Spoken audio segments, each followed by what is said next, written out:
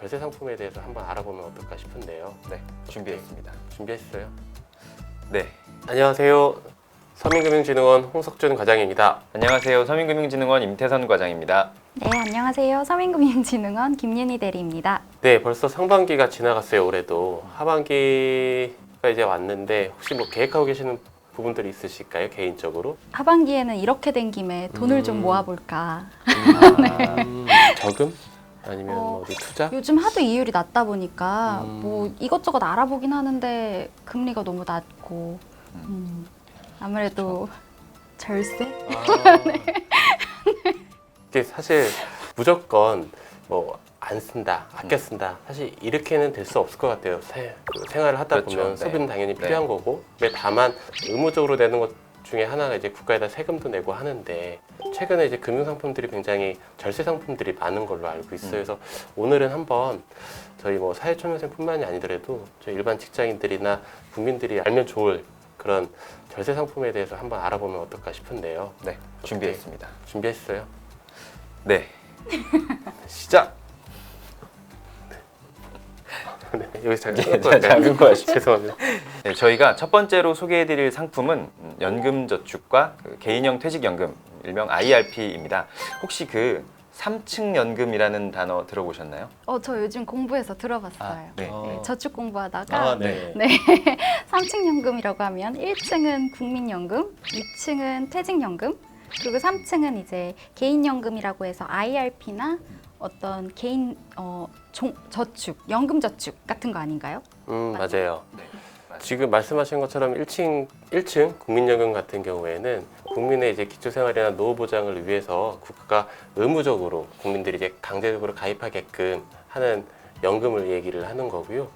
2층 퇴직연금 같은 경우에는 그 근로자의 이제 퇴직금을 이제 연금 형태로 그 기업에서 같이 부담해서 하는 상품으로 DB형이 있고 DC형이 있습니다. 그리고 이제 3층 그 개인연금 같은 경우는 이제 안정적인 노후 생활을 위해서 가입하는 상품으로 아까 말씀 주신 것처럼 IRP라든지 연금저축 등의 상품들이 있죠. 연금저축과 개인형 퇴직연금 IRP는 두 상품을 통합해서 일단 세액공제 한도가 700만 원까지 가능하고요.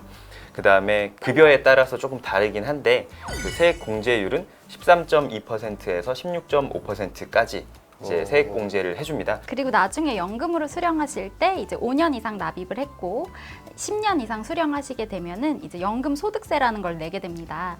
연금 소득세는 뭐 수령 시점, 나이에 따라서 조금씩 다르지만 3.3%에서 5.5% 정도이고요. 종합소득세율을 봤을 때 가장 낮은 구간이 6%예요. 그거를 감안한다면 세액공제도 받고 노후를 위해서 저축도 하고 나중에 받을 때 세금도 조금 덜 내고 일석삼조라고 할 수 있겠죠?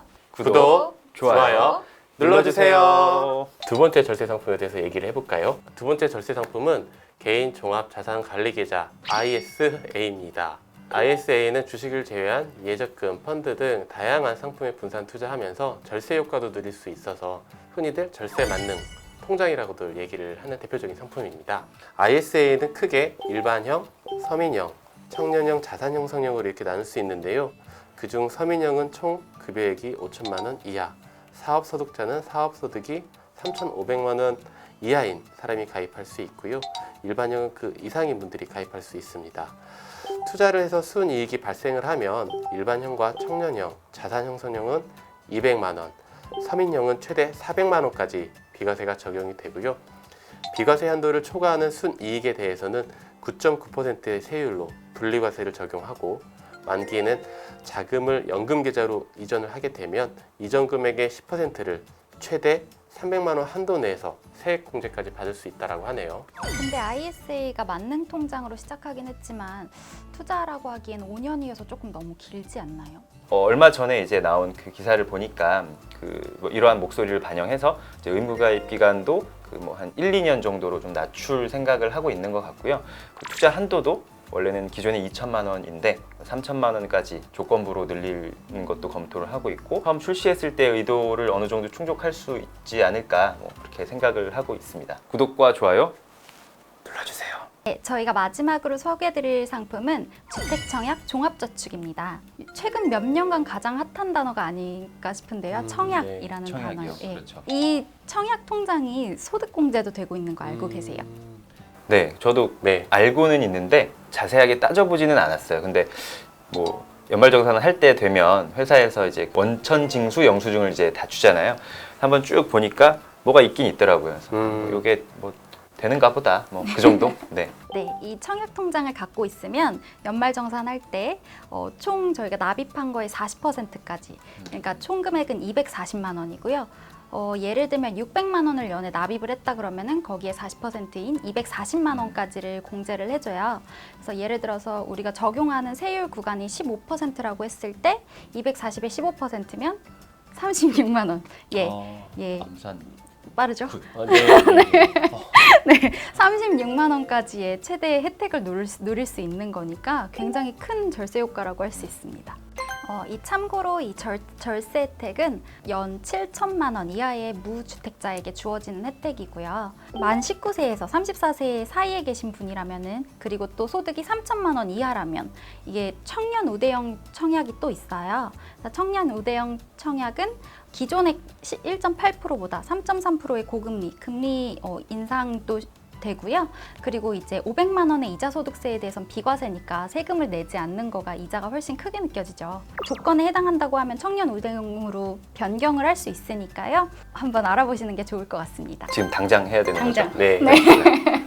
구독, 좋아요 눌러주세요. 네. 오늘도 슬기로운 금융생활을 통해서 그 절세 상품에 대해서 알아봤는데 유용한 정보 그리고 도움이 되는 정보가 제공이 됐는지 궁금하네요. 어떠셨어요 오늘? 절세 상품들이 아까 처음에 말씀드렸던 연금저축이나 IRP 뭐 이런 것들, 그리고 뭐 ISA도 마찬가지고 청약통장도 마찬가지고 조금 그냥 단기간에 이렇게 나올 수 있는 결과가 나오고 그런 상품들은 아니에요. 길게 계획을 세우시고 본인의 소득이나 그런 걸 고려해서 여유되는 대로 스마트하게, 슬기롭게 잘 하시면 좋을 것 같습니다. 다음에는 더 저희가 유익하고 유용한 정보를 가지고 여러분들 또 찾아뵙도록 하겠습니다. 혹시 저희 슬기로운 금융생활을 통해서 소개받았으면 좋겠는 그런 내용 있으시면은 저희 영상 밑에 댓글 달아주시면은 저희가 그거 보고 유용한 내용 담아서 뽑아서 더 재밌게 알차게 설명드릴 수 있도록 하겠습니다. 슬기로운 금융생활 안녕.